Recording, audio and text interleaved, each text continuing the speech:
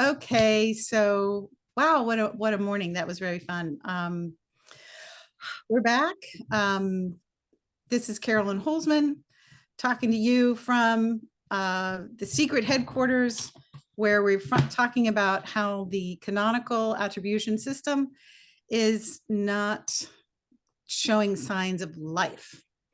Um, and if you have any questions about what I'm talking about, if this is the first video of the day for you, I will make sure to put a link in the description so you can see the first video, and I'll also put a link to the PDF write-up where I break down why I have come to the conclusion that the canonical is broken in Google and has impacted with the helpful content system to a way where a lot of sites have met a very difficult, slow kind of death. Would you say that's a fair assessment, Marie? I would probably say a very swift death from what I've seen in the cliffs of the traffic diving down. So some would probably call it swift. I think their earnings on their site was lost overnight. Yeah. So other than that, everything was said perfectly. Well, very good. I guess it's the ability to see it from a distance, right? It's a train wreck. That's right. Um, okay, and first off, I do want to apologize for interrupting your product launch. I'm going to show everybody a link where you can learn more about it. And I'll also put the link in the description. But this is where you go. Yes, that is the correct link. That's where you can learn more about it. And it's about site recovery is what the product is all about. I've been in the recovery field the last, I don't know, 4 to 5 years. I've kind of lost track, just working on sites that have been hit with anything and everything, and even sites that were just hit with what nobody can tell what it is, and just figuring it out, restoring the site, and getting the rankings and the traffic back. Bravo. Yes. And how appropriate for this conversation that Yes. Yeah, it yeah. matches beautifully. Yes. Okay. All right. So one of the things, like in that first video, and Maria, I know you are intimately acquainted with it, that I was showing that table of contents jump links have been getting indexed as regular pages and not being attributed to the actual page. Right. And so that in looking at the data, we found that they were getting impressions, clicks, rankings. And the challenge, of course, is the data most people look at is of a short duration, like they go back 3 months, because that's what it defaults at in Search Console. But in reality, to see the larger picture, literally, you have to go back the 16 months. And every day that window decreases one day and moves forward another.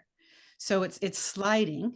And so that's why we were really hoping, well, we mentioned it last week, that everybody would start preserving their data.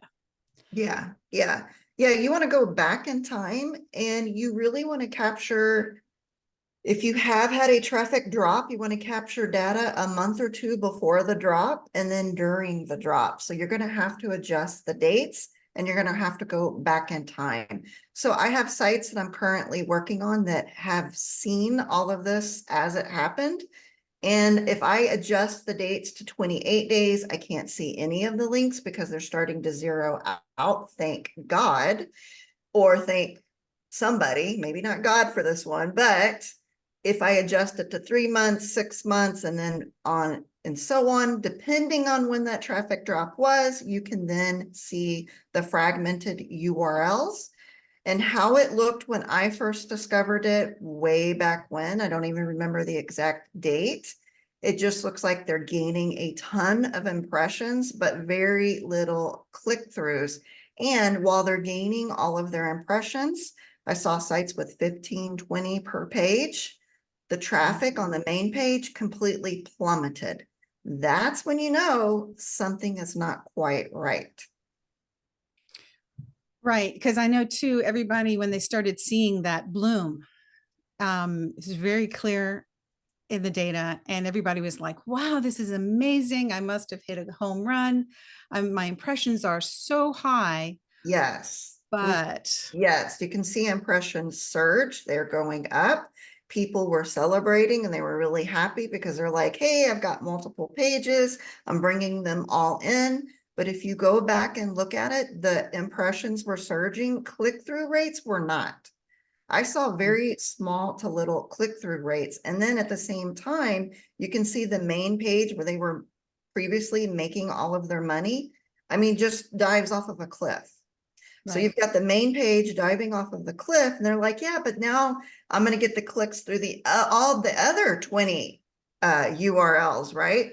But the click-throughs never went sky high. They stayed very low. So in actuality, we were losing hundreds of clicks a day. Yeah. And I want to go back to the what you were saying too, like right now, if you don't adjust the time frame, you can't see them. Is that the piece that I think people assume is that if I can't see it in the data this week, it's not bothering me. It's not impacting me. It's not negatively changing anything. And I think what we know, and part of this comes through just in general, like computing from information, but that Google leak this week, where they said they keep, histories of our pages. So if this is what we believe that it is, what had happened is helpful content came in, tagged all these things as unhelpful content, and probably part of the checklist of, well, what do we do with it now, is that they shuttle it out of being served, they shuttle it out of being indexed, but that doesn't mean that they deleted it. And Right. so it's still having, an impact, even though, which if you don't know to go back, Right. you're going to. Right. And I'm currently working on several sites that were hit with helpful content update that did have table of content problems.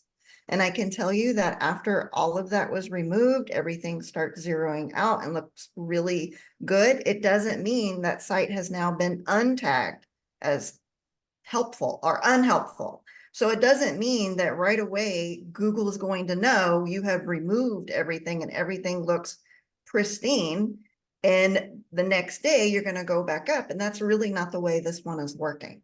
So Google has told us that we're probably waiting on a period of time, or we're waiting for something to roll out, or we're waiting for something to be fixed. However you want to look at it, you can do everything that you want to do to the sites, but I can tell you they're not floating back to the top. And my guess or my assumption on this is it depends on how many of those fragmented links the site actually had. And there's some type of percentage that weighs it down. Because I've worked on sites that had very few that recovered and is doing really well. And I'm working on sites now that had a ton, 6, 7, 8,000 of them. That does not look great yet, but I have faith that they'll look great soon once Google finishes whatever it is that they're doing, because they're not really telling us, but there's some kind of weight there. So you either have a whole bunch or you have a little, and we're all working off of different percentages. Now, that can also confuse everybody, because if you have a site that recovers really quickly, but maybe only had a few of these jump links, the weight of that site wasn't fully weighted down like the other. So there's a lot of assumptions, there's a lot of theories, but honestly, all I can do is just give you the theories that I'm coming up with as I work on the sites and as I watch their behavior. Well, and that's in line with what we know about the helpful content system as it was described. When they first came out, they said, if you don't have a lot of unhelpful content, you won't feel it as much. If you Yes, have a lot of unhelpful content, you you're will gonna, feel the pain. you will feel it. And that is Right. what I am seeing. So on one particular site that I worked on, we removed the table of contents, which then that equaled 6,000 fragmented URLs. Right. That site was weighted heavily, and it's going to be different than if a site only had a few. That's what I'm seeing in the field currently. Right. And, let's say, because I think in those cases, there's really two issues. There's the unhelpful tag, and Mhm. then there's the lack of attribution of all the juicy bits that those fragments contain being passed over to the canonical. Yeah, So I think there's multi-layer issue there. And so I think we need to, I think you and I have spoken about this before. You can remove everything, but don't expect that the second you get it removed and recrawled, that you're going to float back up to the top where you were. right. And I'll even put in an extra warning there that I like to remind everybody of.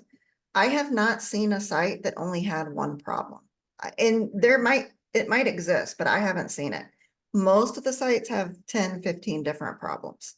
So even though if you fix this one thing, odds are you have other things going on within that site that's still keeping it suppressed. So if you fix this one thing and it doesn't work, it just means you have more work that actually needs to be done to the site. Well, and again, that's once the attribution piece to the canonical gets fixed, is the only way you can read that signal to know. So I think the things that are outside of our control is the attribution part of the canonical. Right. Once Completely. that's restored, then we'll get a clear signal. So Right. then people can assess, okay, what's that next layer of issues that I may have? Because we're not saying, this is now how everything runs in Google, right?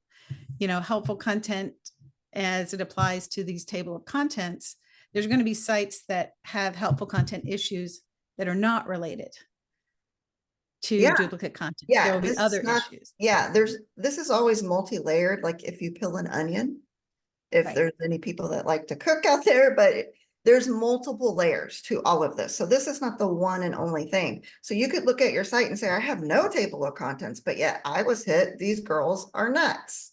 But you have to remember there's no absolute one answer.